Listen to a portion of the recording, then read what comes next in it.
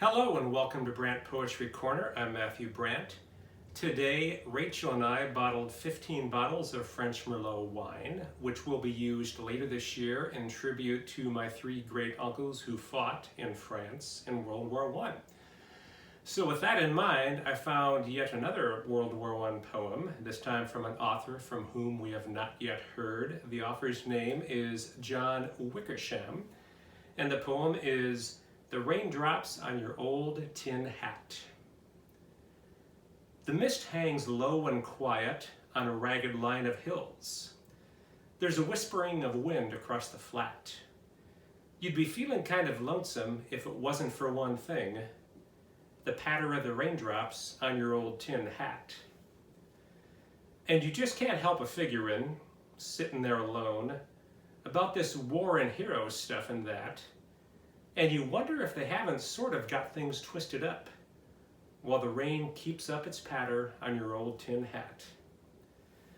When you step off with the outfit to do your little bit, you're simply doing what you're supposed to do. And you don't take time to figure what you gain or lose. It's the spirit of the game that brings you through.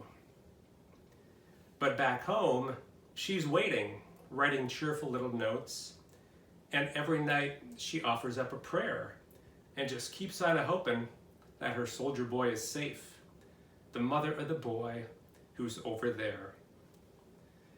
And fellows, she's the hero of this great big ugly war, and her prayer is on the wind across the flat.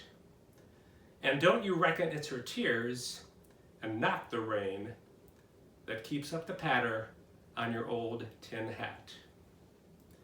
There's a postscript here that says, one of the most famous poems composed by a World War I doughboy, Raindrops, by Mr. John Hunter Wickersham, Lieutenant.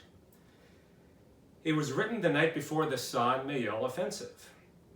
The next day, after being severely wounded by artillery fire, he continued leading his platoon despite a great loss of blood.